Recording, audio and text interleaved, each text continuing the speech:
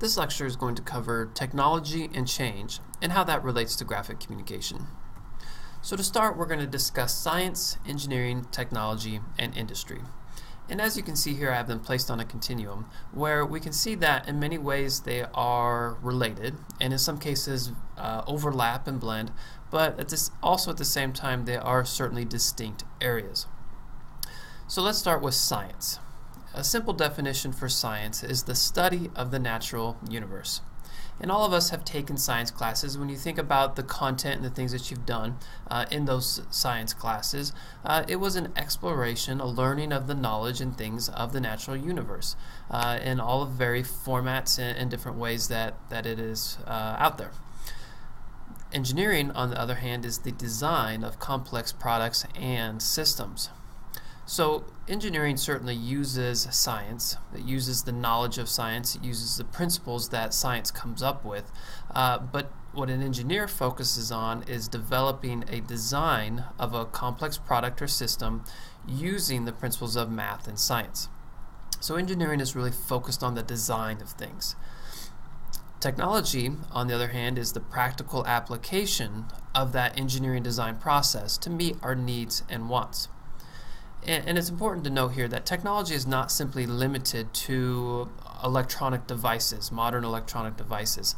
Typically when we say technology, somebody might think of a smartphone, a laptop, an iPad, any one of those things. And those are certainly technologies, but technology expands far more than that. And actually technology has been around since the beginning of time. All of these actually have been around since the beginning of time. So let's take, for example, an early man.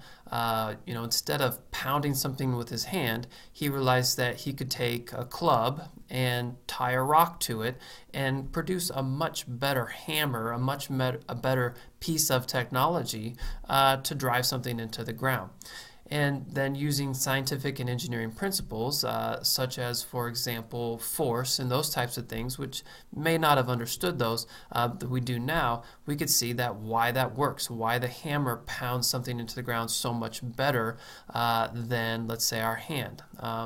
And so the simplest things, anything that is designed or put together and has the practical application to meet our needs and wants is considered a piece of technology. So technology has been around forever. And the other area I want to look at here is industry. And industry is an organization that uses technology to produce goods and services. So industry is really the business side of it, the purpose of having the purpose of selling a product, selling a good, providing a service.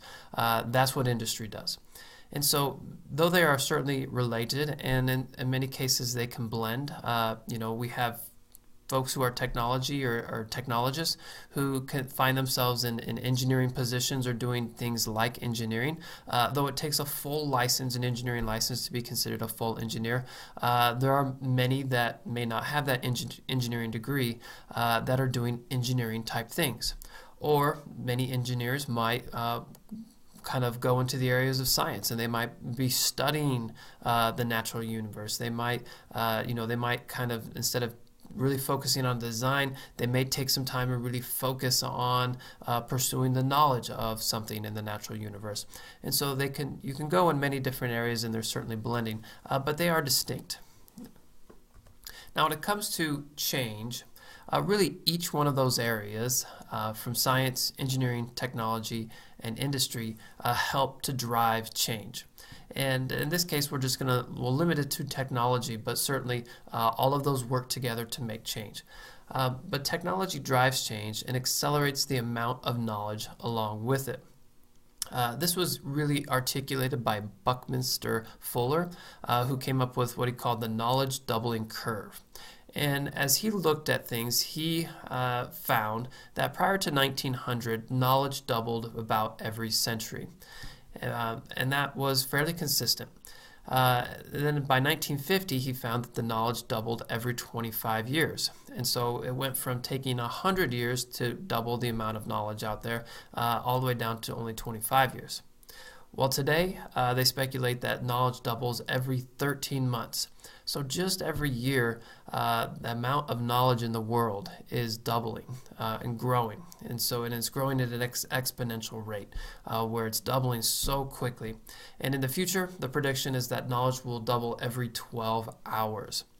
And so we certainly have become a very information-rich society. And the technology that we have, which again has been developed by engineers and that has been made possible by scientific discoveries, and then it's produced and sold to the consumer through industry, but that is really driving change. Our ability to have a smartphone that is connected to the internet, giving us access to so much information, actually creates more and more information. And so it's continued to grow and grow and grow. And this is an important aspect for you to consider for your future occupation. And just to think about how important knowledge is for that future occupation and how important it is for you to continue to learn, that you will be a student for the rest of your life, that you will be a learner for the rest of your life because the amount of information is continuing to grow. And for a company it's incredibly important for a company to stay on top of that information, to stay on top of that knowledge, to capitalize those things in order to be successful. And so the employees, the people in the company, are going to have to be continually learning and relearning and relearning. Another example of how technology is changing can be found from Moore's Law. And in 1965, Mr. Moore developed this law, and he looked at the history of the transistors on a circuit board, which had only been around at that point for 15 to 20 years. But he found that the number of transistors on a circuit doubles every 2 years. And this is important because the number of transistors on a circuit relates to the processing power of that particular device. Every one of your devices, your computing devices, has a circuit board, and it has transistors on that circuit board. And the more and more transistors they can get on that circuit board, the more processing power can be found. And Moore's Law has been found to be consistent, be correct, since even that time in 1965. So almost 50 years now, it's remaining the same. And it actually probably has sped up a little bit. There are many that speculate that it's down to 18 months. But essentially that the processing power of our devices are doubling every 2 years. Again, they're growing exponentially every 2 years. So you could buy the latest and greatest device today. 2 years from now, the new devices coming out will be twice as fast, have twice the processing power, may possibly twice the storage that you have. And so again, as those things continue to grow and grow and grow, that drives the change in the amount of knowledge and information. As we can process more, as we can store more, that allows us to generate more and more knowledge. So in the future, it's going to continue as it is today. It's going to continue to be even more critical that you have access to the information versus simply memorizing, rote memorization, all that information. Because, let's say, for example, if knowledge is doubling every 12 hours, there's no way that you can memorize all that. There's no way that you can know that. Even with it doubling every 13 months, there's no way that you can know all of that. Next year at this time, the amount of knowledge out there is going to be twice as much as it is today. And so it's going to be that much more important then to have the skills to be able to know how to go and find that information, to access that information, to have a device that will let you access that information versus trying to be able to know everything. And so that's an important fact as we go forward in the future, which has impact in all different industries. Whatever business, whatever company, whatever industry you might go into, the knowledge is going to grow. And it's important that you stay on top of that knowledge or have tools in place and know how to use those tools to be able to access that knowledge.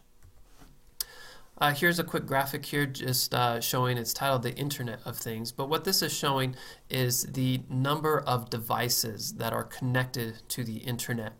And I know that some of these are a little bit small here, so I'll try to highlight. This is where we are right here in 2015, and it's showing that there's approximately 18.2 billion different devices that are connected to the internet. This next one, then at 2016, it goes to 22 billion. By 2017, 28 billion. And so in this case, it's going to look like it's going to take 3 years. This right here would be 2018. So 3 years for this amount to basically double. And so, that comes back to kind of similar to the previous slide, talking about knowledge doubling, Moore's law talking about transistors doubling, and that you think about all the devices that are connected to the internet today. Well, 3 years from now, there'll be double the number of devices. And as more and more devices are connected to the internet, more and more knowledge and information is going to be generated from those things. And you can see that it quickly grows. Where it was fairly slow, and it's been progressing over the last 10 years, it's going to quickly grow very fast coming up over the next 10 to 20 years. So again, this is just an example of how things are changing. And so to bring that back to graphic communication and where we are and what we have today, that just as important as it is for a company to understand and know how to communicate graphically, that applies to the amount of information. As more and more information is generated, the more and more need and demand there's going to be for different ways of communicating that graphically. And graphic communication is so powerful because, as we talked about, it's communicating in a visual form, and you can communicate things so quickly and so fast with graphic communication. So as the amount of information grows, the amount of knowledge grows, there's going to be an even more growth and demand for being able to, how do we communicate that information? How do we organize and display and design that information so that we can communicate it in the way that we want? So certainly the area of graphic communication, it is in great demand, and in the future it'll be in even more demand, which is why this particular course is incredibly important for anybody in their future career.